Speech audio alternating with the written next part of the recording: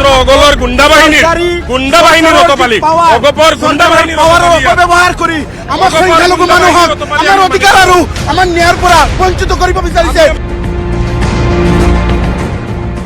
অসমীয়া জিন্দাবাদ, অসমত মিয়া জিন্দাবাদ নচলে, অসমত সদায় অসমীয়া জিন্দাবাদ চলিব। অহাকালি যদি অসমৰ মুছলমানৰ ওপৰত বিপদ আহে, আছাদুদ্দিন হায়দৰাবাদৰ পৰা হেলিকপ্টাৰ লৈ ইয়াতে বচাব পাৰিব নেকি? গোটে সিঙ্গেল পাৰ্সন এতিয়ালৈকে কোনো ধৰণৰ পাত্তা দিয়া হোৱা নাই। মই গ্যাৰাণ্টি দি কৈ আছোঁ, মই জড়িত হৈ আছোঁ। যিটো নাজানা সেইটো লৈ কথা নাপাতিবা। এই আৰটিআই ৰিপৰ্ট তুমি লৈ আহিব লাগিছিল, তুমি লৈ আহিব লাগিছিল আৰটিআই ৰিপৰ্ট। কি ভাল কথা কোৱা তুমি?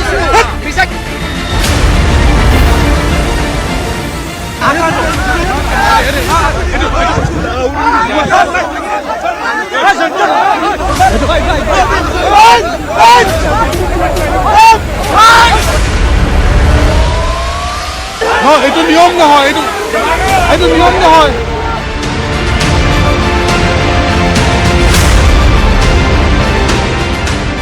নমস্কাৰ, আসাম টক্সৰ বিশেষ অনুষ্ঠান লেটছ ডিবেট দলত সকলোকে স্বাগতম জনাইছো। মই কে জামান চৌধুৰী।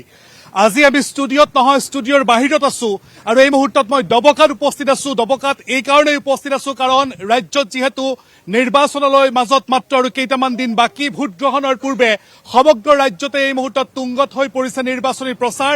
তেনেস্থলত হোজাই জিলাৰ তিনিটাকৈ সমষ্টিত কি বতাহ বলিছে নিৰ্বাচনী বতাহ, সেয়া জানিবৰ বাবে আমি এই মুহূৰ্তত ডবকাত উপস্থিত হৈছো।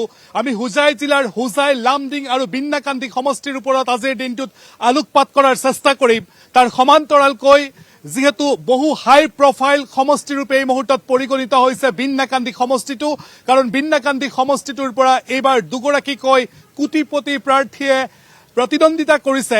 AIUDFৰ মুৰব্বী বদৰুদ্দিন আজমলে 2006 চনৰ পিছতে প্ৰথমবাৰলৈ 2026ত দ্বিতীয়বাৰলৈ বিন্নাকান্দিৰ পৰা এইবাৰ অৱতীৰ্ণ হৈছে। সমান্তৰালকৈ কংগ্ৰেছ, জাতীয় পৰিষদ আৰু ৰাইজৰ দলৰ মিত্ৰজোঁটে ৰেজাউল কৰিম চৌধুৰীক প্ৰাৰ্থিত্ব প্ৰক্ষেপ কৰিছে। তেনেস্থলত ইয়াৰ যুঁজখন অত্যন্ত আকৰ্ষণীয় হৈ পৰিছে। প্ৰশ্ন উত্থাপন হৈছে, বিগত 20 বছৰে বিন্নাকান্দি AIUDFৰ দখলত আছিল। এইবাৰ বিন্নাকান্দিৰ যি দুৰ্গ, সেই নিজৰ দুৰ্গ অক্ষত ৰাখিবলৈ AIUDF দল সক্ষম হ'ব নেকি? তাৰ সমান্তৰালকৈ প্ৰশ্ন উত্থাপন হৈছে AIUDFৰ বিৰুদ্ধে যি আচলতে প্ৰতিষ্ঠান বিৰোধী যিসমূহ ঢৌ আছে, এই ঢৌসমূহ আচলতে অসম জাতীয় পৰিষদ বা বিৰোধীয়ে আচলতে তেওঁলোকে গ্ৰহণ কৰি AIUDFৰ পৰা এই সমষ্টিটো তেওঁলোকে উদ্ধাৰ কৰিবলৈ সক্ষম হ'ব নেকি? তাৰ সমান্তৰালকৈ প্ৰশ্ন উত্থাপন হৈছে যে হোজাইত বিজেপিয়ে তেওঁলোকৰ যিটো দুৰ্গ, সেই দুৰ্গটো অক্ষত ৰাখিবলৈ সক্ষম হ'ব নেকি? লামডিঙৰ যুঁজখন কি হ'ব? আমি এই মুহূৰ্তত দৰ্শকসকলক সেয়া জনোৱাৰ চেষ্টা কৰিম। আমি বিতং ৰূপত সেয়া আলোকপাত কৰাৰ চেষ্টা কৰিম। আমাৰ সৈতে এই মুহূৰ্তত ডবকাবাসী ৰাইজ উপস্থিত আছে। আমাৰ সৈতে প্ৰতিটো ৰাজনৈতিক দলৰ নেতৃত্ব এই মুহূৰ্তত উপস্থিত আছে, প্ৰতিনিধি উপস্থিত আছে। সমান্তৰালকৈ আমাৰ সৈতে বিভিন্ন জাতীয় দল সংগঠনৰ নেতৃত্ব আমাৰ সৈতে উপস্থিত আছে। আমি সকলোৰে ভাষ্য গ্ৰহণ কৰাৰ চেষ্টা কৰিম আৰু নিৰ্বাচনৰ এই বতৰত যমুনামুখ পূৰ্বৰ আৰু বৰ্তমানৰ বিন্নাকান্দিৰ পৰা আমি ইয়াৰ যি পৰিৱেশ সেয়া জনাৰ চেষ্টা কৰিম। কিন্তু মই প্ৰথমেই এই মুহূৰ্তত আমাৰ দুগৰাকীকৈ সতীৰ্থ মজুত আছে। এই মুহূৰ্তত মই মনোজ মজুমদাৰ আপোনাৰ কাষলৈ যাব বিচাৰিছো। অকণমান যদি আপুনি আহে, লামডিঙত বৰ্তমান কি পৰিৱেশ আৰু লামডিঙৰ বিষয়ে কি ক'ব? হয়, লামডিং দেখা গৈছে এবাৰ ত্ৰিকোণীয়া এখন যুঁজ হ'ব আৰু লামডিঙত প্ৰায় 2,43,569 ভোটাৰ। তাৰপিছত মহিলা আছে আপোনাৰ 1,19,710 আৰু পুৰুষ আছে 1,23,858 মহিলা। গতিকে এইবাৰ দেখা গৈছে এক প্ৰকাৰ ক'ব লাগিব যি বিজেপিৰ ঢেউ আছিলে সেই ঢেউটো কিন্তু দেখা গৈছে এইবাৰ যিজন নিৰ্দলীয় প্ৰাৰ্থী ইয়াত থিয় হৈছে, সেই নিৰ্দলীয় প্ৰাৰ্থীয়ে বিজেপিক বিধি পাতালি দিব পাৰে। গতিকে প্ৰাৰ্থীৰ নাম যশোদা দুলাল ৰক্ষিত। আমাৰ সকলোৱে জানে যে দুলাল শ্যামল ৰক্ষিত বুলি। গতিকে এটা কথা ক'ব লাগিব যে এইবাৰ যে ত্ৰিকোণীয়া যুঁজ হ'ব লামডিং সমষ্টিত, সেয়া এক নিশ্চিত কথা ক'ব লাগিব। আৰু ইয়াৰ মাজতে এটা কথা ক'ব লাগিব, যিহেতু লামডিঙৰ যি প্ৰাৰ্থী দিছে শিৱী মিশ্ৰ বিজেপিৰ তৃতীয়বাৰৰ বাবে প্ৰাৰ্থিত্ব দিছে, কিন্তু দেখা গৈছে ভিতৰে যি লামডিঙৰ যি কথা আমাৰ আগত যি অভিযোগ ইতিমধ্যে কৰিছিল। আপুনি বুজাব বিচাৰিছে মুঠতে যুঁজ হ'ব, তিনিকোণীয়া যুঁজ? হয় হয়, ত্ৰিকোণীয়া যুঁজ হ'ব। মই বিন্নাকান্দিৰ বিষয়ে অকণমান জানিব বিচাৰিছো। নৱগঠিত বিন্নাকান্দিৰ বিষয়ে কি ক'ব? আব্দুল হান্নান তালুকদাৰ আছে। বিন্নাকান্দিত ক'বলৈ গ'লে যে আগতে যিখিনি বুটৰ পেটাৰ্ণ আছিলে এই পেটাৰ্ণখিনি বৰ্তমান চেঞ্জ হৈছে যিহেতু 6খনকে পঞ্চায়ত গাঁও পঞ্চায়ত নতুনকৈ বিন্যাকান্দিত এড কৰা হৈছে লগে লগে ইয়াতে 2,68,443টা বুথৰ সংখ্যা হৈছে এইখিনি বুথাৰে নিৰ্ণয় কৰিব আচলতে বৰ্তমান যুঁজখন যদিও ইয়াতে 12-13 গৰাকী প্ৰাৰ্থী থিয় হৈছে তাৰ ভিতৰতে মূল যুঁজখন হ'ব ত্ৰিকোণীয়া আছে এজিপি দলৰ অসম গণ পৰিষদ দলৰ পৰা আছে আপোনাৰ চাহাবুদ্দিন মজুমদাৰ আৰু AIUDFৰ সুপ্ৰিম আছে বদৰুদ্দিন আজমল চাহাব আৰু এজেপি আৰু মিত্ৰ দলৰ আপোনালোকৰ আছে ৰেজাউল কৰিম চৌধুৰী চাহাব তো এই তিনিজনৰ মাজতে মূল যুঁজখন হ'ব বুলি তিনিকোণীয়া যুঁজ ধন্যবাদ জ্ঞাপন কৰিছো মোৰ সতীৰ্থ আব্দুল হান্নান তালুকদাৰে বিন্যাকান্দিৰ সামগ্ৰিক পৰিৱেশ জনালে মই বিন্যাকান্দিৰ সমগ্ৰ পৰিৱেশটো আলোকপাত কৰিম কাৰণ মই ইতিপূৰ্বে উল্লেখ কৰিছো বিন্যাকান্দি সমষ্টিটো এটা হাই প্ৰফাইল সমষ্টিলৈ ৰূপান্তৰিত হৈছে আৰু এই মুহূৰ্তত বিন্যাকান্দিৰ পৰিৱেশ আলোকপাত কৰিবৰ কাৰণে আমাৰ সৈতে প্ৰতিটো ৰাজনৈতিক দলৰ এই মুহূৰ্তত প্ৰতিনিধি আহি উপস্থিত হৈছে কিন্তু তাৰ পূৰ্বে মই হুজাইৰ বিষয়ে অকণমান আলোচনা কৰিব বিচাৰিছো প্ৰসেনজিৎ দাস ডাঙৰীয়া আছে বিজেপিৰ হুজাই আপোনালোকৰ দুৰ্গ বুলি খ্যাত আৰু এইবাৰ হুজাইত পোনপটীয়া যুঁজ হৈছে কংগ্ৰেছ আৰু বিজেপিৰ মাজত কি ক'ব ইয়াত আপুনি যিটো পোনপটীয়া যুঁজ কৈছে ইয়াত পোনপটীয়া যুঁজেই হোৱা নাই কংগ্ৰেছে এতিয়া অস্তিত্ব বচোৱাৰ যুঁজত লাগিছে আমাৰ যিটো হুজাই সমষ্টিৰ যিটো ভোট হ'ব টোটাল কাষ্টিং ভোটৰ 80% আমাৰ বিজেপি কেণ্ডিডেটে পাব আৰু এটা আমাৰ কাৰণে এইবাৰ গৰ্বৰ বিষয় যে মাইনৰিটি মানুহেও এইবাৰ ভোট দি আছে বিজেপিক এইটো খাটাং কাৰণটো কি কাৰণটো মানে মাইনৰিটি মানুহে দেখিছে যে কংগ্ৰেছে ইমান দিন আমাৰ মাইনৰিটি মানুহক যিটো প্ৰতাৰণা কৰি আছিল 70 বছৰ ধৰি যে ভুল বুজাই আছিল এইটো বুজিছে যে বিজেপি গভৰ্ণমেণ্ট অহাৰ পিছত তেনেকুৱা হোৱা নাই আৰু আমাৰ বিজেপিৰ যিজন কেণ্ডিডেট শিলাদিত্য দেৱ মহোদয় তেখেত বিপুল ভোটত বিনা প্ৰতিদ্বন্দ্বিতাই জিকি আছে ধন্যবাদ জ্ঞাপন কৰিছে আছিলে হুজাইৰ বিষয়ে আমি জনালো পৰৱৰ্তীখন আমি কংগ্ৰেছৰ নেতাৰ পৰা ইয়াৰ প্ৰতিক্ৰিয়া ল'ম মই এই মুহূৰ্তত বিন্যাকান্দিলৈ যাব বিচাৰিছো আৰু বিন্যাকান্দি বুলি কোৱাৰ লগে লগে প্ৰথম প্ৰশ্নটো AIUDF দলৰ প্ৰতিনিধিক কৰিব লাগিব কাৰণ বিগত 20টা বছৰে বিন্যাকান্দি তেওঁলোকৰ দখলত আছে এইবাৰ তেওঁলোকৰ দলৰ মুৰব্বীগৰাকী যুঁজত নামিছে তেনেস্থলত মই আপোনাৰ পৰা জানিব বিচাৰিছো কিয় পুনৰবাৰ বিন্যাকান্দিৰ ৰাইজে আপোনালোকক ভোট দিব লাগে পুনৰ কিয় দিব লাগে আপোনালোকে জানে বিগত 20টা বছৰ আমাৰ দখলত আছিলে এতিয়াও আমি আশাবাদী এতিয়া আপোনালোকে দেখিছে আমাৰ জয় নিশ্চিত বিগত 20টা দল গঠন হোৱাৰ পিছৰখিনি কৈ আছো 2006 চনৰ আগৰ পৰাই মই কোৱা কথা নহয় ইয়াৰ স্থানীয় লোকে কোৱা এজন প্ৰতাপী এজন কংগ্ৰেছী নেতাই কোৱা যে 2006 চনৰ আগত এই বিন্যাকান্দি সমষ্টিৰ মূল ঘাইপথৰ পিছতে মাত্ৰ 2 কিলোমিটাৰ পকীপথ হৈছিলে 2 কিলোমিটাৰ মাত্ৰ আজিৰ দিনত বিন্যাকান্দিৰ ক'বলৈ গ'লে মূল পথকেইটা পকীকৰণ অলৰেডি হৈ গ'ল বাকী থাকিল গাঁৱৰ ভিতৰৰ ৰাস্তা বিগত 10টা বছৰ এই পঞ্চায়তবোৰ আছিল টোটেল আজিৰ দিনত যিটো মিত্ৰজোঁট হৈছে এই মিত্ৰজোঁটৰ দখলত গতিকে 10টা বছৰ এই মিত্ৰজোঁটে লুটিপুটি খাই এতিয়া বিধায়কৰ ওপৰত সিহঁতে ইলিগেশ্যন আনিছে কিন্তু সেই 10টা বছৰ সিহঁতে পঞ্চায়তত কোনো কামেই কৰা নাই সিহঁতৰ তুলনাত আমাৰ বিধায়কৰ যদি ৰিপৰ্ট কাৰ্ড চাই আজি বিন্যাকান্দিত এটাও কাঠৰ দলং নাই 2006 চনৰ পিছত আগত যিখিনি কাঠৰ দলং আছিল বা কেঁচা দলং বুলি আমাৰ ঘৰুৱা ভাষাৰে কওঁ সেইখিনি আজি পুনৰ পকীকৰণ হৈ গ'ল এই 3-4 কিলোমিটাৰৰ ভিতৰত আপুনি কাছাৰীপাৰাত এটা ব্ৰিজ পাইছে আপোনাৰ সেৱাগাঁৱত এটা ব্ৰিজ পাইছে ডবকা যিটো পুৰণি দলং সেইটো কাম চলি আছে অনগোয়িং কাম চলি আছে 17 কোটি টকীয়া চাং মাজত গতিকে বিন্যাকান্দি ৰাইজে আকৌ AIUDFক উন্নয়ন কৰিছে উন্নয়নৰ বাবেহে ভোট উন্নয়নৰ বাবে ভোট দিব লাগে আমি বেলেগ একো মানে মই অসম গণ পৰিষদ আপোনালোকৰ কাষলৈ যাব বিচাৰিছো AIUDFক এই কাৰণেই ভোট দিব লাগে কাৰণ তেওঁলোকে উন্নয়ন কৰিছে আপোনালোকে চাওক যোৱা বিগত 20 বছৰৰ পৰা AIUDFৰ দখলত সমষ্টিটো আছে আৰু তেওঁলোকে কোৱাৰ দৰে সমষ্টিটোৰ উন্নয়ন আপোনালোকে যদি চাৰ্লক গাঁও পঞ্চায়তত যায় ফ্লাডৰ সময়ত গোটেই এটাও মাতাউৰি মেৰামতি কৰা নাই আপোনালোকে আশীনগৰ পঞ্চায়তত যদি যায় এটাও মাতাউৰি তেওঁলোকে মেৰামতি কৰা নাই আপোনালোকে যদি আজি আনফৰালি মহাবিদ্যালয়খন চাই যোৱা আপোনালোকে জানে যে আনফৰালি কলেজত ছায়েন্স ষ্ট্ৰীম আহিছিলে এখন একমাত্ৰ বিধায়ক সমষ্টি নাথাকে কাৰণে এই ষ্ট্ৰীমটো হুজাই গাৰ্লছ কলেজলৈ লৈ যোৱা হ'ল আপোনালোকে সমষ্টিত বিধায়ক নথকাৰ কাৰণে বিভিন্ন ধৰণৰ স্কিমখিনিৰ কাৰণে মানুহ হাবাতুৰি খায় ডিচি অফিচত গৈ আমি অগপৰ মানুহখিনিয়ে গৈ মানুহবোৰত স্কিম অৰুণোদয় লাখপতি বাইদেউৰ পৰা আদি কৰি আদি স্কিমসমূহ দিব লগা হয় একমাত্ৰ বিধায়কৰ ব্যৰ্থতা বিধায়ক সমষ্টি নাথাকে সেইকাৰণে তেওঁলোকে প্ৰতিবাৰ এইবোৰে তেওঁলোকে বিধায়ক সলনি কৰে এইবাৰ সিৰাজুদ্দিন আজমলক কিয় দিয়া নাই তেওঁলোকে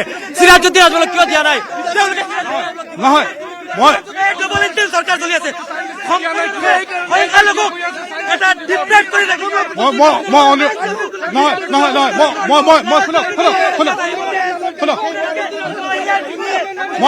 মই অনুৰোধ কৰিব বিচাৰিছো নহয় বহক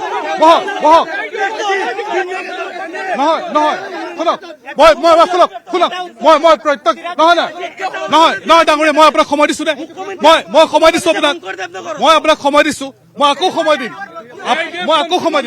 আপোনালোকে হুলস্থুল কৰিলে হুলস্থুল কৰিলে জনতাই একো বুজি নাপায়, হুলস্থুল কৰিলে একো বুজি নাপায়।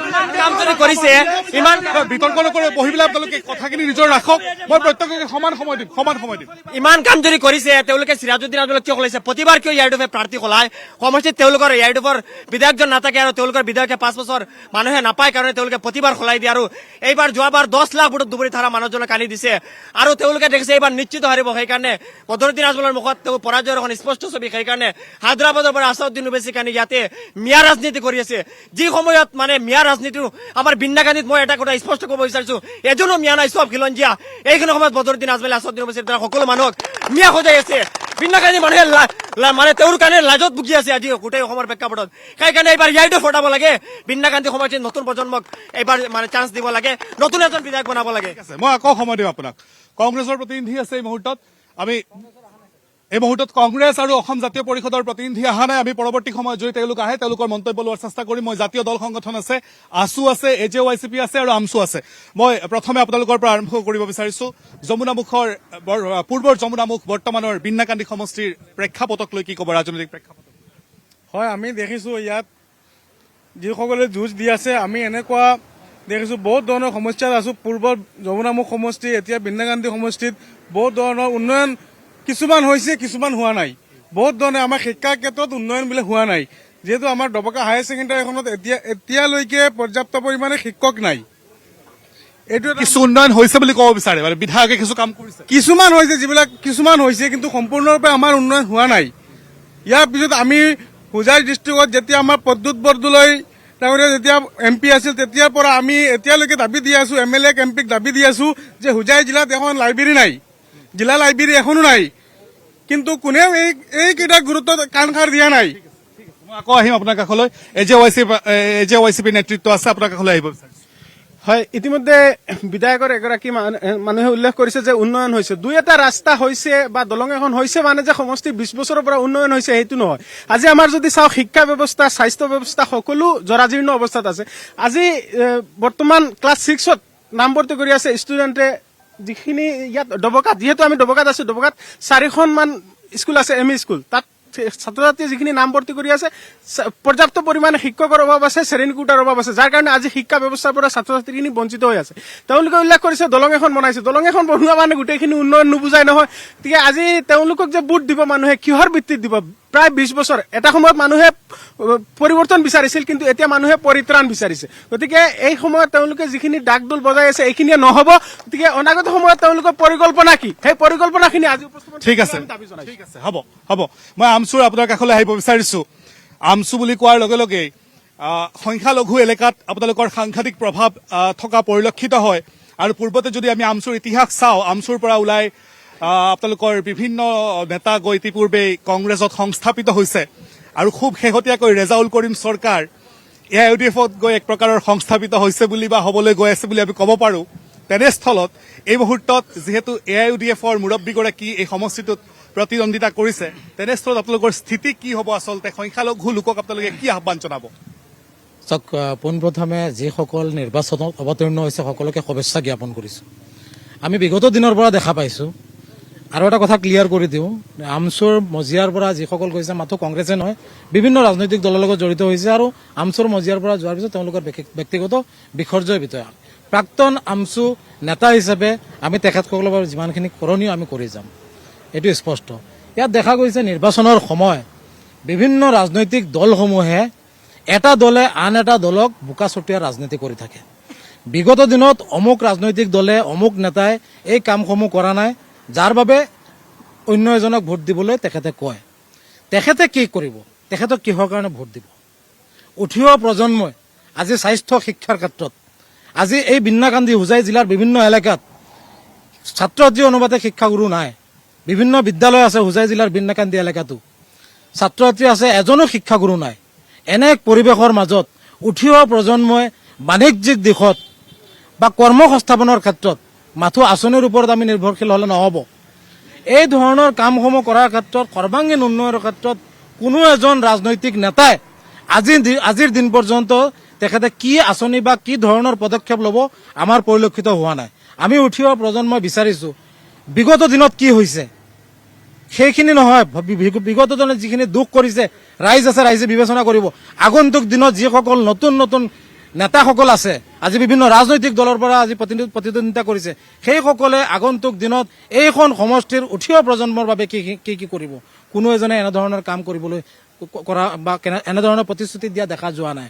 অৰ্থাৎ লংকাত যোনে যাব সেইজনেই ৰাৱণ হ'ব বুলি আমি অনুভৱ কৰিব লাগিব। তেওঁলোকৰ এই ধৰণৰ কাৰ্যকলাপ বিগত দিনত এই বিন্নাকান্দি সমষ্টিত প্ৰত্যেকজন ৰাজনৈতিক নেতা, বিশেষভাৱে মুখ্য ভূমিকাত যিসকল আছে, ত্ৰিকোণীয়া বা চাৰিজনীয়া মূল যিসকল নেতা আছে, এজনে আনজনক দোষাৰোপ কৰি তেখেতে এই নিৰ্বাচনী বৈতৰণি পাৰ হ'বলৈ বিচাৰিছে।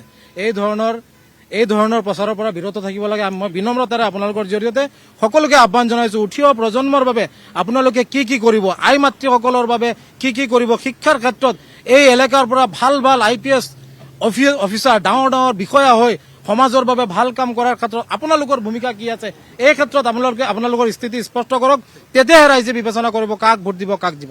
মই আকৌ আপোনাক খবৰ দিয়াৰ চেষ্টা কৰিম, পৰৱৰ্তী সময় আপোনাৰ কাষলৈ আহিম। মই AIUDF-ৰ আপোনাৰ পৰা মই উত্তৰটো লৈ ল'ব বিচাৰিছো, মই সময় দিম আপোনাক। পৰিত্ৰাণ বিচাৰিছে, দলং কেৱল নিৰ্মাণ কৰিলেই উন্নয়ন নুবুজায়, কি ক'ব, উত্তৰ কি দিব? আপোনালোক সাংবাদিক বন্ধু, আপোনালোক নিশ্চয় এই সমষ্টিখন ঘূৰিছে, উন্নয়ন কিমানখিনি হৈছে আৰু কিমানখিনি হোৱা নাই আপোনালোক নিশ্চয় অৱগত। ফেক এলিগেশ্যন দিলেতো নহ'ব।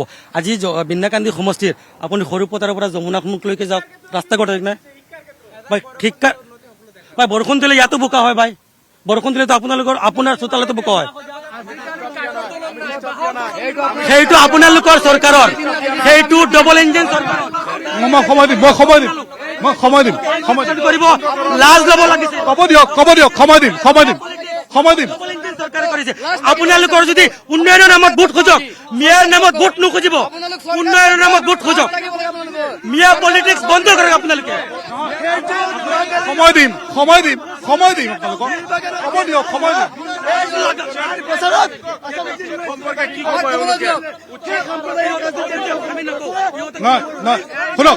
শুনক, এইটো নিয়ম নহয়। হুলস্থুল কৰিলে ৰাইজে চাই আছে, হুলস্থুল কৰিলে কোনে একো বুজি নাপাব। হুলস্থুল কৰিলে মই দিম, সময় দিম। হুলস্থুল কৰি আপোনাৰ নহয়, সময় দিম। এইবাৰ ইনশাল্লাহ জিকিম। এই বিন্নাকান্দি ৰাইজে আমি 7 বাৰ জিকিছো, ইনশাল্লাহ এইবাৰো আমি বৃহৎ ব্যৱধানে জিকিম। বিন্নাকান্দি তেওঁলোক কোনো হিচাপত নাই, ঋণত পুত গৈছে এই চৰকাৰ। ব্ৰহ্মপুত্ৰ দলিয়াই পেলাইব বিন্নাকান্দিৰ ৰাইজে। এনেকে নহয়, হুলস্থুল কৰিলে কোনে, শুনক মই সময় দি আছো, মই শুনি লওক, মই সময় দি আছো, আপোনাক সময় দি আছো। সকলোৱে যদি হুলস্থুল কৰে টিভিত মানুহে একো বুজি নাপাব, সকলোৱে চাই আছে, গতিকে আপোনালোক সকলোকে মই সময় দিম। কওক। এটা কথা, তেখেতসকলে AIUDF-ক বিদায় দিব।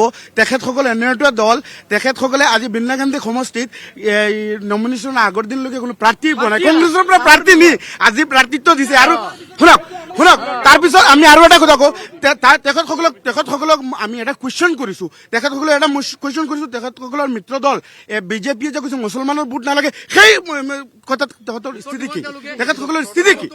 যোৱাকালি আছাদুদ্দিন ওৱাইছিয়ে হুজাইৰ মানুহক মিয়া সজাইছে, মিয়া জিন্দাবাদ বুলি কৈছে। আমিতো কৈ আছো আমি মিয়া নহয়, অসমীয়া জিন্দাবাদ, অসমীয়া জিন্দাবাদ, অসমীয়া জিন্দাবাদ। আমি অসমীয়া নিপীড়িত নিষ্পেষিত যিসকল ন্যায়ৰ অধিকাৰৰ পৰা বঞ্চিত হৈছে, সেইসকলৰ কণ্ঠ হৈছে আছাদুদ্দিন ওৱাইছী আৰু মোল্লা বদৰুদ্দিন আজমল। গম পাইছে? বিপদৰ পৰা বচাব নোৱাৰে। আমি কৈছো আমি অসমীয়া জিন্দাবাদ, অসমত মিয়া জিন্দাবাদ নচলে, অসমত সদায় অসমীয়া জিন্দাবাদ চলিব। অহাকালি যদি অসমৰ মুছলমানৰ ওপৰত বিপদ আহে, আছাদুদ্দিন হায়দৰাবাদৰ পৰা হেলিকপ্টাৰ লৈ ইয়াতে বচাব পাৰিব নেকি? গতিকে আছাদুদ্দিনৰ ওৱাইছে কথা।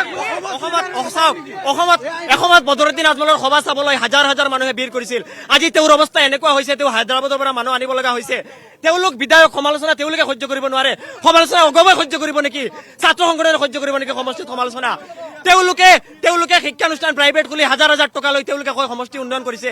সমষ্টিত এখনো শিক্ষানুষ্ঠান ভাল নাই, ছাত্ৰ এতিয়া পঢ়িব নোৱাৰে। ইমান জোৰত মোৰ প্ৰশ্ন আছে, তেওঁলোকৰ প্ৰশ্ন আছে, যি সময় কা আন্দোলনৰ সময়ত তেওঁলোকৰ নেতাসকলে পদত্যাগ দি পেলাই আকৌ যে তেওঁলোকে যে চৰকাৰৰ নেঙুলত ধৰিছে, তেতিয়া তেওঁলোকে কি কৰিছিলে? আজি তেওঁলোকে কৈ দিয়ক, শুনক আমাৰ কবলৈ দিয়ক। মিয়া সজাইছে আপোনালোকৰ CM-এ। মিয়া শব্দ সন্মানী শব্দ এইটো বিলে অসমৰ এজনো মুছলমানক বাহিৰত পঠোৱা নাই। সকলো অসমৰ ঠিক আছে, আপোনালোক অলপ বহক। মই আপোনাৰ কাষলৈ আহিব বিচাৰিছো। হুলস্থুল শুনিলে আছাদুদ্দিন ওৱেইচি বদৰুদ্দিন আজমলৰ কাৰণে আহিবলগীয়া হৈছে। মিয়াৰ ত্ৰাণকৰ্তা বুলি নিজকে দাবী কৰিছে। আনফালে কোৱা হৈছে যে বিজেপি যাক সংখ্যালঘুৰ বিৰোধী বুলি কোৱা হয়, তেওঁলোকৰ লগত মিত্ৰ দলে আহি ইয়াত ভোট খোজাৰ অধিকাৰ নাই। এই সামগ্ৰিক পৰিৱেশটো কিদৰে বিশ্লেষণ কৰিব? চাওক, ৰাজনৈতিক নেতাবোৰ আহিবই। ৰাজনৈতিক নেতা বিভিন্ন দলে বিভিন্ন ধৰণৰ ৰাজনৈতিক নেতা আনিব। কোনোবাই আছাদুদ্দিন ওৱেইচিক আনিব, কোনোবাই নৰেন্দ্ৰ মোদীক আনিব, কোনোবাই আদিত্যনাথক আনিব। এইবোৰ চলিয়ে থাকিব, এইবোৰ কথা নহয়। ডেভেলপমেণ্ট লাগে, ডেভেলপমেণ্টৰ ওপৰত কথা হ'ব লাগে। যিমান য়ং জেনেৰেশ্যন আছে সকলোৱে ডেভেলপমেণ্টৰ ওপৰত কথা পাতিব লাগে আৰু যুক্তিসংগত কথাবোৰ পাতিব লাগে। আজি AUDF-এ কৈ আছে, তেখেতসকলে কৈ আছে AUDF-এ দুৰ্নীতি মানে ডেভেলপমেণ্ট কৰা নাই। তো ডেভেলপমেণ্টটো এনেকুৱা এটা বস্তু, এইটো মানে কণ্টিনিউৱাছ প্ৰচেছ। আজিৰ পৰা 10-20 বছৰ আগত মানে 2007-08 যদি আপুনি যোনখিনি ঠাইত থিয় হৈ আছে সেইখিনি পথাৰ আছিল। 2008-ৰ পৰা 4 লাইন হ'ল, দোকান হ'ল। এইটো এটা কণ্টিনিউৱাছ প্ৰচেছ। কোনো চৰকাৰেও একেদিনাখন সকলো সমস্যা সমাধান কৰিব নোৱাৰে। কোনো বিধায়কেও নোৱাৰে, কোনো প্ৰধানমন্ত্ৰীও নোৱাৰে। প্ৰধানমন্ত্ৰীৰ সমষ্টিটো মানে ডেভেলপমেণ্টৰ কামবোৰ হৈ আছে, গতিকে এইবোৰ হৈ থাকিব। আমাৰ কথা হ'ল যে হোজাই সমষ্টিৰ কি সমস্যা আছে। বিদ্যালয় লাগে, শিক্ষা লাগে, ভাল ইনফ্ৰাষ্ট্ৰাকচাৰ লাগে, আমাৰ ল'ৰা ছোৱালী খেলপথাৰ লাগে, আমাৰ ল'ৰা ছোৱালী খেলুৱৈ ওলাব লাগে। এগ্ৰিকালচাৰৰ যিটো মানে ছেক্টৰ আছে সেইটো উন্নতি হ'ব লাগে। ইৰিগেশ্যন ছেক্টৰ মৰি যোৱা ইৰিগেশ্যন ছেক্টৰটো আকৌ পুনৰুজ্জীৱিত হ'ব লাগে। এইবোৰ ইছ্যু হ'ব লাগে। তো প্ৰগ্ৰেছিভ কথা বতৰাবোৰ পাতক। ইয়াত আহি ডিবেটত জিকাৰ নামত উল্টা পাল্টা যুক্তি দিলে নহ'ব। আমিওতো ক'ব পাৰোঁ যে উচ্ছেদ, কোনোবাই কৈছে উচ্ছেদ হৈছে। উচ্ছেদতো চৰকাৰী অংশীদাৰ যিসকল দল আছে সেইসকলক আমি জগৰীয়া কৰিব পাৰোঁ। আমাৰ ইছ্যু বৰ্তমান আজি কাৰোবাক বোকা চিটোৱাৰ ইছ্যু নাই। ডেভেলপমেণ্ট লাগে। এটা কথা স্পষ্ট কৰক যে ইয়াৰ পৰা যি 4-5-6জন নেতাই নমিনেশ্যন ফাইল কৰিছে, এজন জিকিব। যিজন জিকিব সেইজনে বিধানসভাত হোজাই জিলাৰ সমস্যা সমাধান কৰাৰ স্বাৰ্থত বা বিন্নাকান্দিৰ সমস্যা সমাধান কৰাৰ স্বাৰ্থত তেখেতসকলে মাতক। আৰু যিসকল পৰাজিত হ'ব সেইসকলে সমষ্টিৰ উন্নয়নৰ বাবে সমস্যা সমাধানৰ স্বাৰ্থত ৰাজপথত মাতক। আমি সহযোগ কৰিম। চিম্পল কথা। ঠিক আছে, ধন্যবাদ জ্ঞাপন কৰিছো। মই অকণমান সাধাৰণ লোকৰ সৈতে মই মত বিনিময় কৰাৰ চেষ্টা কৰিম। অকণমান আপোনাৰ কাষলৈ আহিব বিচাৰিছো। কি ক'ব? আপুনি কোনো দলৰ হয় নেকি? মই আমচুৰ। মই সাধাৰণ লোক অকণমান বিচাৰিছো। ঠিক আছে, মই AJYCB মই পাতিম। AJYCB কাষলৈ আহিব। হয়, ইতিমধ্যে আমি প্ৰশ্ন কৰিছিলোঁ যে শিক্ষা ব্যৱস্থাত বা স্বাস্থ্য ব্যৱস্থাত তেওঁলোকে কি কৰিছে। তেওঁলোকে আচলতে যিটো মূল উত্তৰ দিব লাগিছিল তাকে নিদি তেওঁলোকে ফালৰি কাটি বেলেগ এটা বিষয় লৈ গৈছে। গতিকে এইটো আমি বিচৰা নাই তেওঁলোকৰ পৰা। আমি বিচাৰিছোঁ যে তেওঁলোকে কওক, সততাৰে কওক, সাহসেৰে কওক যে আমি 20 বছৰত এই শিক্ষা অনুষ্ঠানখন আমি গঢ়িছোঁ বা এই শিক্ষা অনুষ্ঠানখনিত আমি শিক্ষক ব্যৱস্থা কৰি দিছোঁ, এই স্বাস্থ্য ব্যৱস্থাটো আমি কৰিছোঁ, এই পানী যোগান আঁচনিখিনি দিছোঁ। আজি যদি আপুনি চায় তেতিয়াহ'লে নমাটিৰ পৰা যমুনা গাঁৱলৈকে 8টা নে 10টা জলসিঞ্চনৰ ব্যৱস্থা আছে। কোটি কোটি টকা ব্যয় সাপেক্ষেৰে এইখিনি নিৰ্মাণ হৈছে, কিন্তু আজিলৈকে এটোপাল পানীও পোৱা নাই। জেমৰ আঁচনি হৈছে, কিন্তু মানুহে পানী পোৱা নাই।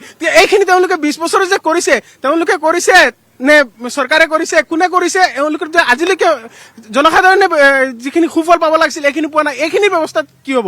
অনাগত সময়ত তেওঁলোকে কি কৰিব আৰু বিগত সময়ত কি কৰিছে? স্বাস্থ্য ব্যৱস্থাত যদি চাওঁ তেতিয়াহ'লে ডবকা এখন হস্পিটেল আছে, যিখনত প্ৰায় হোজাই জিলাত যদি তুলনামূলক হিচাপ কৰা যায় তেতিয়াহ'লে তাতে মহিলা গৰ্ভপাত অকণমান বেছি হয়, প্ৰায় 200-400 মাহতে হয়, কিন্তু তাত এজনো গাইনকলজিষ্ট চিকিৎসক নাই। আজি 20 বছৰ হৈছে তেওঁলোকে এজনো গাইনকলজিষ্ট চিকিৎসক দিব পৰা নাই তেওঁলোকে বিভিন্ন সভা সমিতিত কৈ থাকে যে তেওঁলোকে স্কুল কৰিছে হস্পিটেল কৰিছে আচলতে ব্যক্তিগত স্কুল ব্যক্তিগত শিক্ষানুষ্ঠান এইখিনিতো উন্নয়ন নুবুজায় তে আমি সৰ্বসাধাৰণ জনতা হিচাপে আমি বুজি পাওঁ যে চৰকাৰী ব্যৱস্থা যিখিনি উন্নয়ন হ'ব সেইখিনিয়ে প্ৰকৃত উন্নয়ন গতিকে ব্যক্তিগতভাৱে ঠিক আছে মই উত্তৰটো লৈ লওঁ আপোনালোক কোনে উত্তৰ দিব আপুনি দিব যিহেতু আপোনালোক এই মুহূৰ্তত আপোনালোকৰ দখলত আছে আৰু সদায় শাসনত থকা মানুহক বেছি প্ৰশ্ন কৰিব লাগে আৰু প্ৰশ্নৰ উত্তৰ দিব লাগে যিহেতু আপোনালোক ৰেছপন্সিবল 20 বছৰৰ পৰা আপোনালোক দখলত আছে আপোনালোকে কৈছে এইবাৰ আপোনালোকে নিৰ্বাচনত উন্নয়নৰ নামত নিৰ্বাচনত অৱতীৰ্ণ হৈছে কিন্তু তাৰ পাছতো সমষ্টিটোৰ কেতবোৰ মৌলিক সমস্যা আছে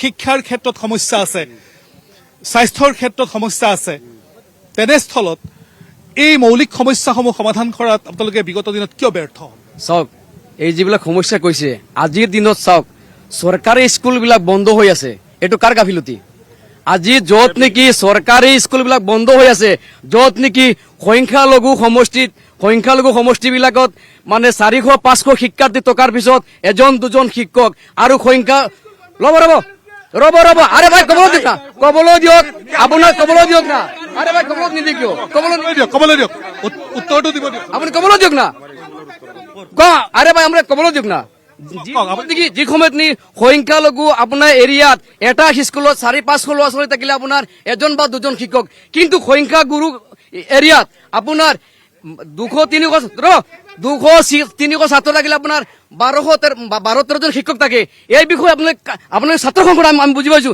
কিন্তু এই বিজেপি চৰকাৰৰ হঠকাৰী সিদ্ধান্তৰ বিষয়ে আপোনালোকে ক'ত কি কৰিছিলে আপোনালোকে আজি দিব পাৰিবনে উত্তৰ শুনক আপোনালোক ছাত্ৰ সংগঠন ঠিক আছে মানি লৈছো আপোনাৰ ছাত্ৰ সংগঠন কিন্তু কি কৰিছিলে আপোনালোকে চাওক এটা শাসক দল ৰাজনৈতিক সংগঠনক টাৰ্গেট কৰিছে এয়া দুৰ্ভাগ্যজনক কথা এমএলএৰ কামটো হৈছে শুনক দাদা শুনক এমএলএৰ প্ৰথম কামটো হৈছে গাঁও চহৰ নগৰ ইত্যাদি কৰি যিবোৰ শুনক ক'বলৈ দিয়ক আপুনি ক'লে যেন 2006 চনৰ পৰা কাঠৰ দলং নাই দাদা বাঁহৰ দলং আছে ইয়াত কাঠৰ দলং ভাঙি গ'ল বাঁহৰ দলং খাজি আছে মানুহে সেকেন্ড কথা শুনক এমএলএৰ প্ৰথম কামটো হৈছে জনসাধাৰণৰ অভিযোগ শুনা আজি যদি মানুহে এমএলএ শুনক আপুনি আজি যদি মানুহে এমএলএ কুৱেশ্যন কৰে মানুহক পিটিবলৈ আহে সেকেন্ড কামটো হৈছে এজন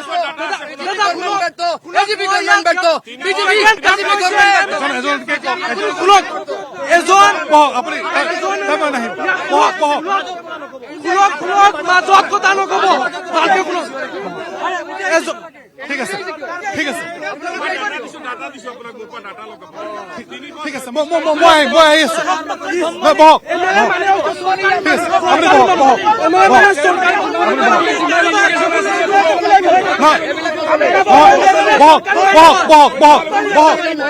ঠিক আছে হ'ব মই খবৰ দিম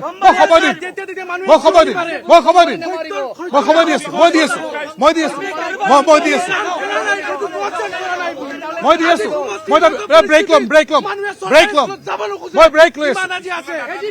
আমাৰ এই আলোচনা অব্যাহত থাকিব অলপ মই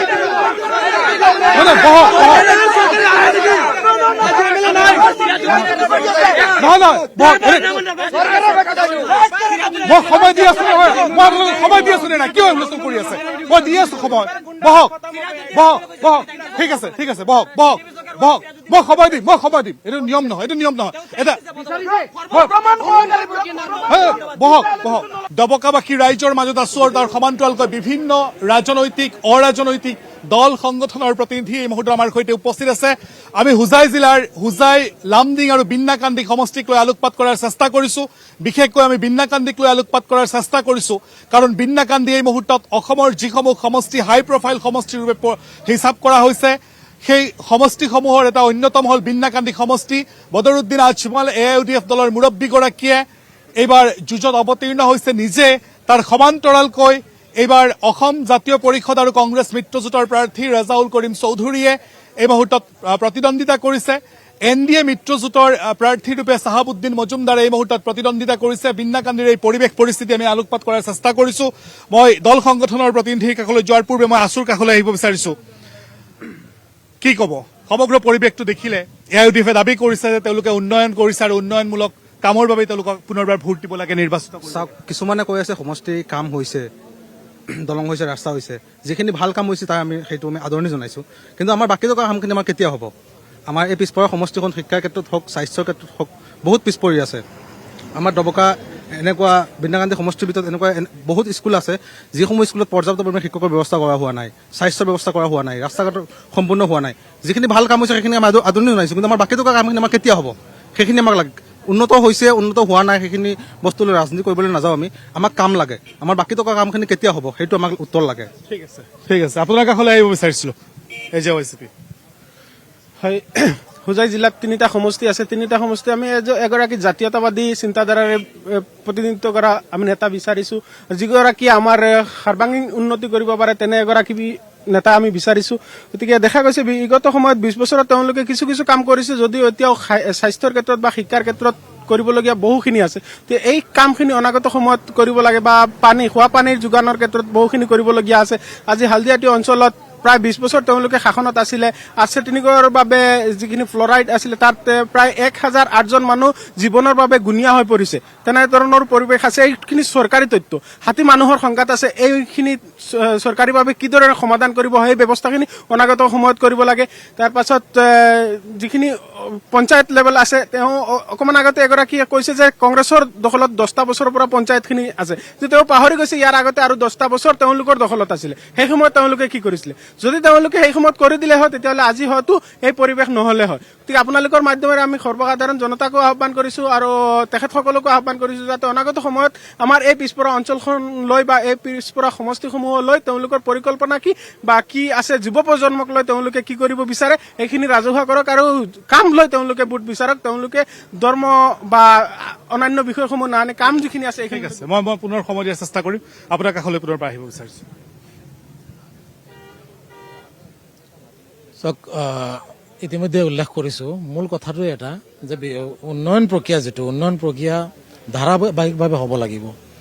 এই ক্ষেত্ৰত যিহেতু AIDFৰ বিধায়ক আছিলে, আমি আশা ৰাখিছোঁ এই উন্নয়ন প্ৰক্ৰিয়া আৰু দুগুণ গতিৰ দ্বাৰা বৃদ্ধি পাওক। তাৰ সমান্তৰালভাৱে যিহেতু নিৰ্বাচনৰ সময়, এই ক্ষেত্ৰত অন্যান্য যিসকল আছে, পুনৰবাৰ মই ক'ব বিচাৰিছোঁ যে সকলোৱে নিৰ্বাচনৰ এজন প্ৰতিনিধিৰ কাম কি এই কথাখিনি চিন্তা কৰিব লাগে। আজি প্ৰতিনিধিৰ কামসমূহ চিন্তা কৰি আগন্তুক দিনত এই সমষ্টিখনক কেনেধৰণে আগুৱাই লৈ যাব পৰা যায় তাৰ প্ৰতি পৰিকল্পিত এক পদক্ষেপ হাতত লৈ আগবাঢ়িব লাগে, এইখিনিয়ে কৈছোঁ। মই পুনৰ AIDFৰ কাষলৈ আহিব বিচাৰিছোঁ। আপোনাৰ কাষলৈ আহিব বিচাৰিছোঁ। আহক আহক আহক। AIDFৰ ঠিক আছে। আপোনালোকে উন্নয়নৰ নামত ৰাজনীতি কৰিছে, দাবী কৰিছে যে বিগত 20 বছৰে বহুত উন্নয়ন কৰিছে। যদি উন্নয়নৰ নামত ৰাজনীতিয়ে কৰিছে, বিগত 20 বছৰে উন্নয়নেই কৰিছে, তেন্তে এইবাৰ নিৰ্বাচন জিকাৰ বাবে আছাদুদ্দিন ওৱেইছিৰ কিয় প্ৰয়োজন? উন্নয়নৰ কথাটো আপোনাক কৈ আছো, তাৰ আগতে এটা কথা কৈ লৈছো। চাওক, যোৱাকালি মিটিঙৰ পিছত AJP নাইকিয়া হৈ গ'ল, আজি ফিল্ডত AJP নাই। আৰু AJP যিসকল আছে তেওঁলোকক মই প্ৰশ্ন কৰিব বিচাৰিছো, আপোনালোকৰ কেণ্ডিডেট গৰাকীৰ কি আদৰ্শ আছে? ৰাজনৈতিক আদৰ্শ নাই নেকি? তেওঁ ক'ৰ পৰা টিকেট বিচাৰিছিলে? তেওঁ কংগ্ৰেছৰ পৰা টিকট বিচাৰিছিলে। টিকট নোপোৱাৰ কাৰণে তেওঁ দুটা পাৰ্টি, যি দুটা পাৰ্টি সুমেৰু কুমেৰু ডিফাৰেন্স আইডিঅলজি, তেনেকুৱা এটা পাৰ্টিৰ পৰা টিকেট লৈ আহিলে, যি পাৰ্টিয়ে সদায় সংখ্যালঘু মানুহখিনিক অৱহেলিত গালি পাৰি আছে। সংখ্যালঘু মানুহক কেনেকে অসমৰ পৰা খেদিব পাৰি, কেনেকে ডি ভোটাৰ বনাব পাৰি, কেনেকে এইখন ৰাজ্যৰ পৰা বাংলাদেশলৈ পঠিয়াই দিব পাৰি, এনেকুৱা ষড়যন্ত্ৰত ডিপ্লয় এটা লিপ্ত। ঠিক আছে, মোৰ প্ৰশ্নৰ উত্তৰটো নাপালো। 2 নম্বৰ কথাটো হ'ল তেখেতসকলে স্কুলৰ কথাটো বাৰম্বাৰ মোৰ প্ৰশ্নটো নাপালো। কৈ আছো। উন্নয়নৰ কথাটো চাওক, আমাৰ সমষ্টিত যোৱা 20 বছৰত যিমান ৰাস্তা ঘাটৰ কাম হৈছে, আজি PWD ৰাস্তা বাকী নাই, দলং বাকী নাই, কোনো বাঁহৰ দলং। ওৱেইচি কিয় সহায় ল'বলগীয়া? OAC আহিছে। OAC চাওক, আমি আইডিঅলজি আমাৰ মিল আছে, আইডিঅলজি মিল থকা যিকোনো পাৰ্টি, তেওঁলোকৰ নৰেন্দ্ৰ মোদীৰ পৰা আৰম্ভ কৰি, তেওঁলোকতো নৰেন্দ্ৰ মোদী ডাইৰেক্ট নহয়, ইনডাইৰেক্টলি তেওঁলোকৰ প্ৰচাৰ কৰি আছে। নৰেন্দ্ৰ মোদী ডাঙৰীয়া, অমিত শ্বাহ ডাঙৰীয়া, বেলেগ বেলেগ ডাঙৰ ডাঙৰ নেতাবিলাকে আহি তেওঁলোকৰ প্ৰচাৰ কৰি আছে। গতিকে আইডিঅলজি মিল থকা যিকোনো পাৰ্টিয়ে বেলেগ এটা পাৰ্টিক সহায় কৰিব পাৰে। এওঁলোকে আমাৰ প্ৰশ্নটো উত্তৰ দিয়ক। আজি যিসকল মানুহক উচ্ছেদ কৰি আছে, তেওঁলোকৰ যিগৰাকী পাৰ্টি, তেওঁৰ অৱস্থানটো ক'ত থাকিব সেই বিষয়ে তেওঁ কি ক'ব? মিয়া মানুহখিনিক যি কষ্ট দি আছে, মুছলিম মানুহখিনিক মই কৈছো, তেওঁলোকে কৈছে মিয়া নহয়, মুছলিম সম্প্ৰদায়টোক যি কষ্ট দি আছে তাৰ কাৰণে তেওঁলোকে কি ক'ব? আমাৰ উচ্ছেদৰ প্ৰসংগত ক'লে, কিন্তু দবকাত হোৱা উচ্ছেদৰ পূৰ্বে আপোনালোকৰ নেতাই কিন্তু প্ৰতিশ্ৰুতি দিছে। নেতাই ইতিমধ্যে সুপ্ৰিম কোৰ্টত কেছ কৰি সুপ্ৰিম কোৰ্টৰ উকিলসকলে আহি কেছ ৰেজিষ্টাৰ কৰিছে, কেছ চলি আছে কোৰ্টত ইতিমধ্যে। এওঁলোকে কি কৰিছে এই উচ্ছেদৰ মানুহখিনিৰ কাৰণে? আমি 13.5 লাখ টকাৰ মানুহখিনিক সাহায্য প্ৰদান কৰিছো, বিভিন্ন ধৰণৰ সহায় সহযোগিতা এওঁলোকক কৰি আছো। তেখেতসকলে কি কৰিছে? তেখেতসকলে হিচাপ দিন। তেখেতসকলৰ প্ৰাৰ্থীগৰাকীয়ে কি কৰিছে? কেৱল মাত্ৰ 10-12টা পেকেট দিয়াৰ বাহিৰে বেলেগ কি কৰিছে তেওঁলোকক? ঠিক এক মিনিট দাদা, এটা কথা ইয়াত বাৰে বাৰে কৈ আছে সকলোৱে বিৰোধীয়ে যে বেপাৰী বুলি ব্যৱসায়ী ব্যক্তিগত ব্যৱসায়বোৰ।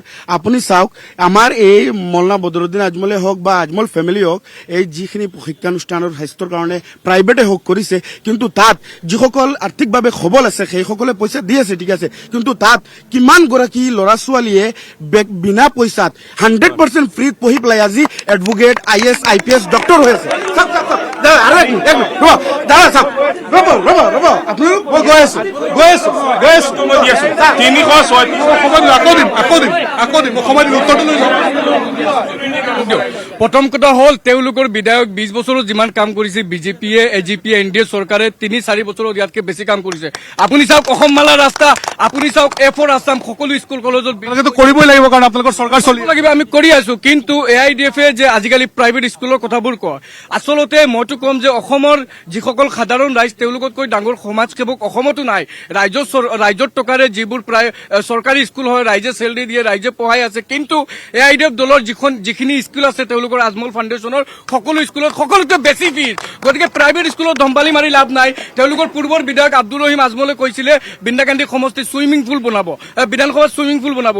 ইয়াৰ পিছত চিৰাজউদ্দিন আজমলে 2012 চনত মুৰাজাৰত জুই লাগিছিল, তেখেতে কৈছে মুৰাজাৰত ফায়াৰ ষ্টেচন দিব, আজিলৈকে প্ৰতিশ্ৰুতি পূৰণ হোৱা নাই। ইয়াৰ পিছত তেওঁলোকে কৈছে ইয়াতে ইউনিভাৰ্চিটি বনাব, আজিলৈকে সম্পন্ন হোৱা।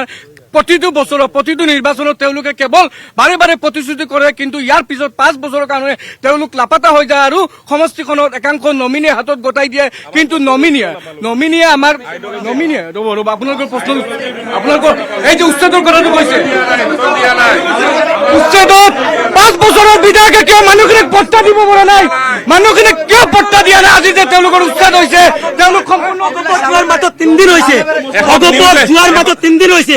3 দিনত অগপ এখেতসকল 3 দিন হ'ল অগপত যোৱাৰ ইয়াৰ আগতে সিহঁতৰ স্থিতি কি আছিল আজি ইয়াতে স্পষ্ট কৰক। মই উচ্ছেদৰ কথা কৈছো, বিন্দাকান্দি সমষ্টিত উচ্ছেদ নতুন হোৱা নাই, গোটেই অসমতে উচ্ছেদ হৈছে। আৰু উচ্ছেদ এভিকশ্যন যিটো যোৱাবাৰ তেওঁলোক কংগ্ৰেছৰ লগত এলায়েন্সত আছিল, এভিকশ্যন এক্টটো 2011ত কংগ্ৰেছে আনিছে, 2011ত কংগ্ৰেছে এভিকশ্যন এক্ট আনিছে আৰু তেওঁলোক যোৱাবাৰ কংগ্ৰেছৰ লগত এলায়েন্সত আছিলে। আমি কৈছো এইবাৰ আমাৰ যদি চৰকাৰে কৰবাত উচ্ছেদ কৰিছে আমি আকৌ পট্টা দিছো, এই বিন্দাকান্দিটো পট্টা দিছো। আপোনালোকে চাব বিভিন্ন মছজিদ, বিভিন্ন মন্দিৰ, এইবোৰৰ পট্টা আমাৰ চৰকাৰে দিছে। আপোনালোকে চাব এইবোৰ পুৰা ডাটা আছে।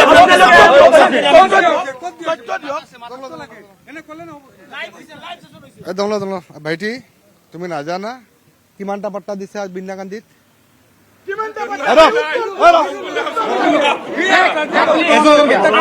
আপুনি ডাটা কালেক্ট কৰিব দিছে, আইডিআই কৰিব, RTI মই কৰিব নালাগে, তোমালোকে শুনা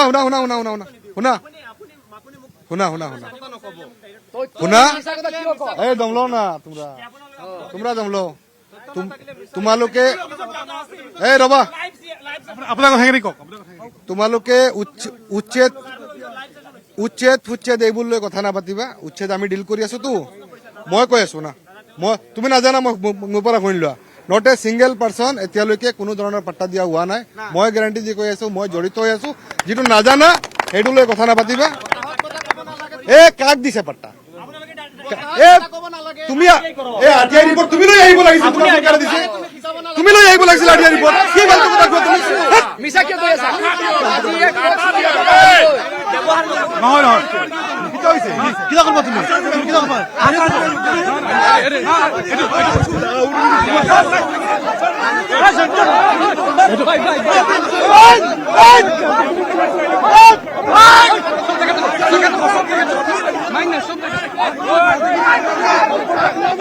কিছু উত্তেজনাপূৰ্ণ পৰিৱেশৰ সৃষ্টি হৈছে।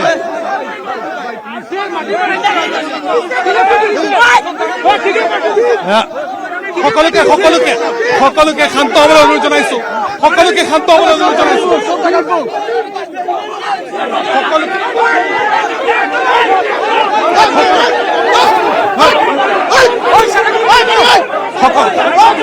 সকলো আপুনি শান্ত হওক নহয় এইটো নিয়ম নহয় এইটো নিয়ম নহয় এইটো নিয়ম নহয় এইটো কি শিষ্টাচাৰ হ'ল এইটো নিয়ম নহয় এইটো কি নিয়ম হ'ল এইটো কি শিষ্টাচাৰ হ'ল এইটো কি শিষ্টাচাৰ হ'ল আপোনালোকৰ নিজৰ যুক্তিখিনি ৰাখি আছে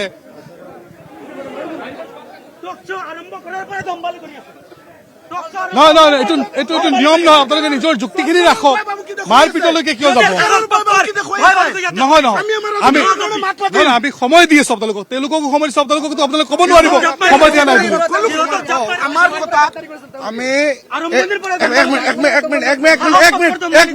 এক মিনিট কথা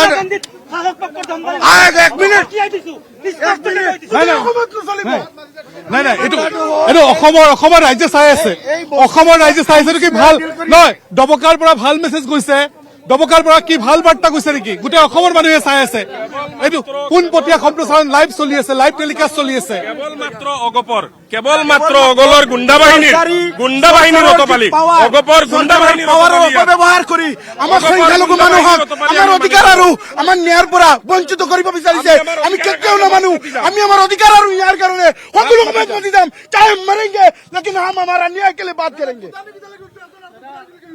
কথা হ'ব লাগিছিল বিধায়কৰ কথা হ'ব শুনক এইটো গোটেই অসমৰ মানুহে চাই আছে এইটো লাইভ গৈ আছে এইটো গোটেই অসমৰ মানুহে চাই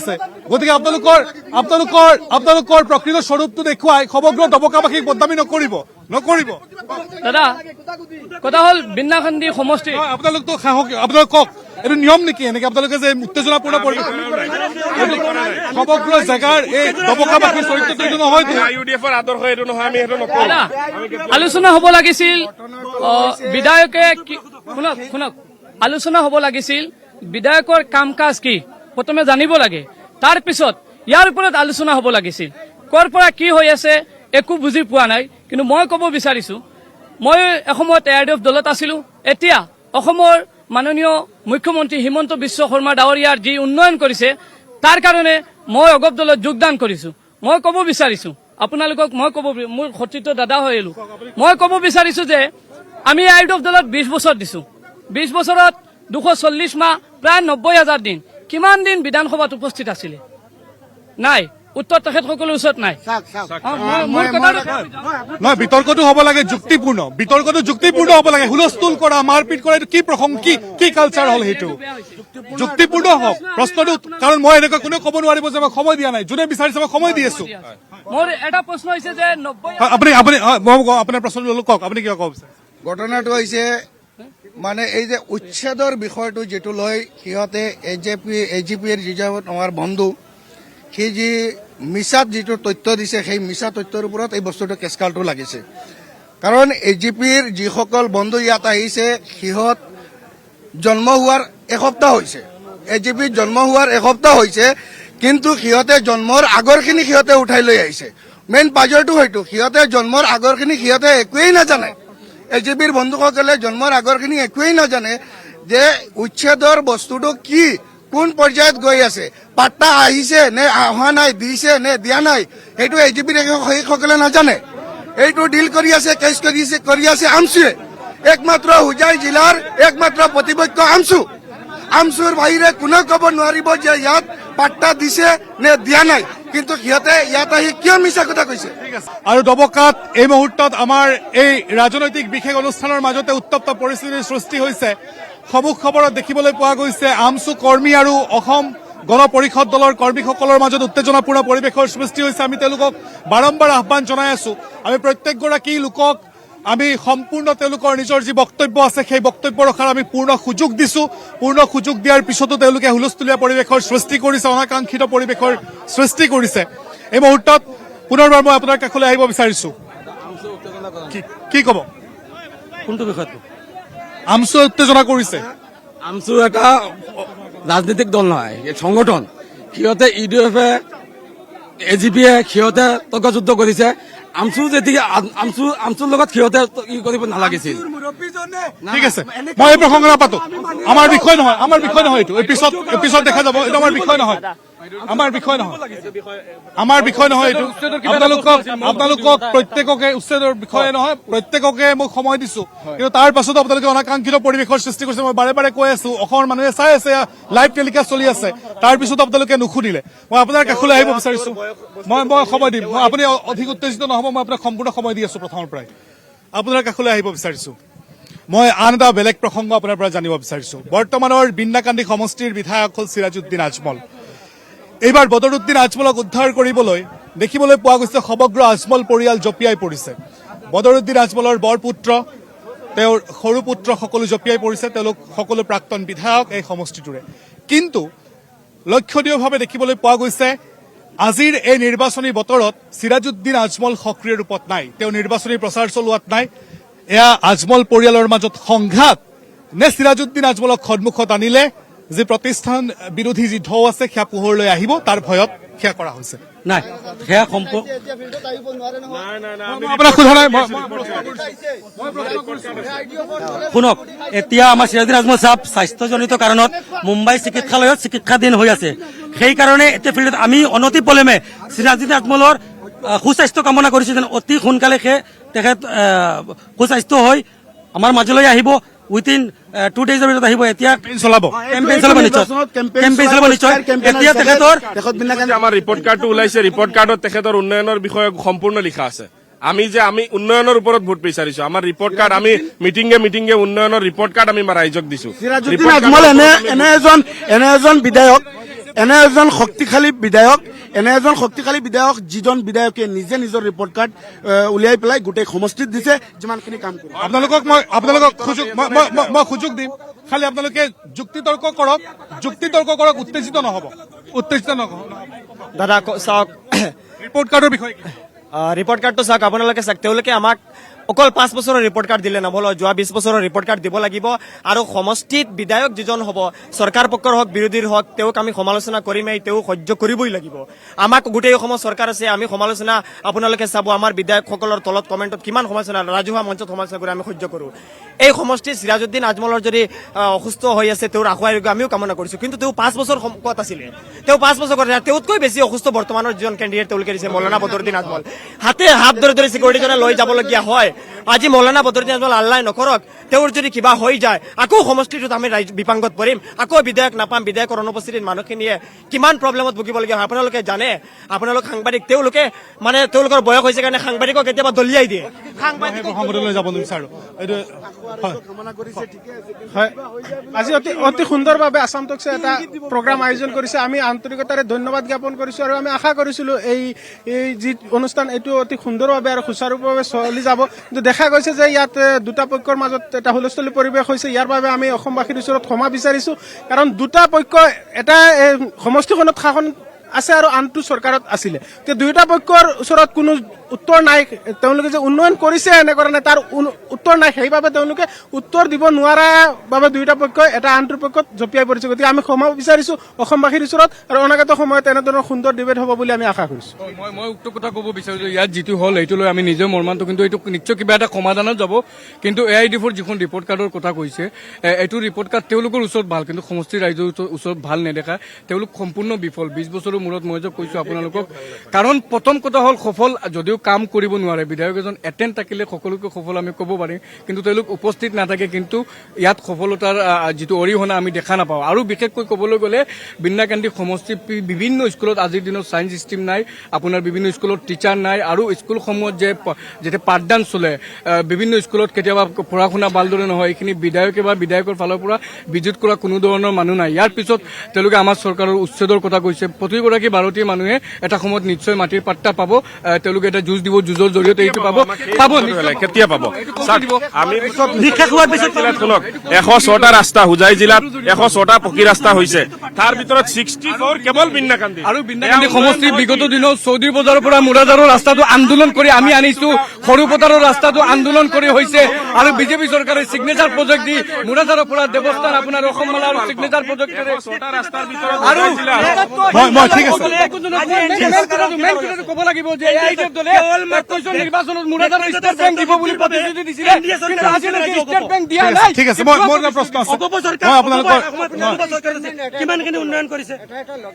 গুপ্ত হত্যা নায়ক আছিল আপোনালোকৰ প্ৰাক্তন মুখ্যমন্ত্ৰী প্ৰফুল্ল কুমাৰ মই কেনেকে কৰিব লাগে মই জানো গুপ্ত নহয় হত্যা আপুনি মোক নায়ক আছিলে। নিশিকাব মই সময় দিছো মই দি আছো আপুনি অসম গণ পৰিষদ দলৰ মই সময় দিম আপোনাক মোক আপুনি নিশিকাব মই বেয়া পাওঁ মই জানো নহয় কেনেকে চলাব লাগে আপোনাৰ পৰা মই জানিব বিচাৰিছো যিহেতু আপোনালোকৰ বিৰুদ্ধে বাৰম্বাৰ কেতবোৰ অভিযোগ আহিছে কেতবোৰ মৌলিক সমস্যা বিশেষকৈ শিক্ষাৰ ক্ষেত্ৰত সমষ্টিটোৰ এখন আগশাৰীৰ মহাবিদ্যালয় হ'ল ডবকাৰ আনফৰালি কলেজ সেই মহাবিদ্যালয়খনত শিক্ষকৰ অভাৱ শিক্ষক অবিহনে ছাত্ৰ ছাত্ৰীয়ে পৰীক্ষাত বহিবলগীয়া হয় ডবকা যি সমূহীয়া যি স্বাস্থ্য কেন্দ্ৰ আছে তাত চিকিৎসকৰ অভাৱ তাত আপোনাৰ স্ত্ৰী ৰোগ বিশেষজ্ঞ নাই এই মৌলিক সমস্যাসমূহ সমাধান কেতিয়া হ'ব চাওক আজি স্বাস্থ্যৰ কাৰণত অকল বিন্যা গান্ধীতে নহয় আপুনি যদি গোটেই অসমতে চায় আজি স্বাস্থ্য বিভাগ পুতৌ লগা অৱস্থা পুতৌ লগা হলে নাই এগৰাকীও ডক্তৰ নথকাকে হয়তো অসমত তেনে উদাহৰণ বিন্যা গান্ধী ডক্তৰ ক'ত নাই আপোনাৰ যদি বাৰম্বাৰ চেষ্টা কৰিছে মাননীয় মন্ত্ৰীৰ লগত দেখা কৰিছে লেটাৰ দিছে বহুতবাৰ গৈছে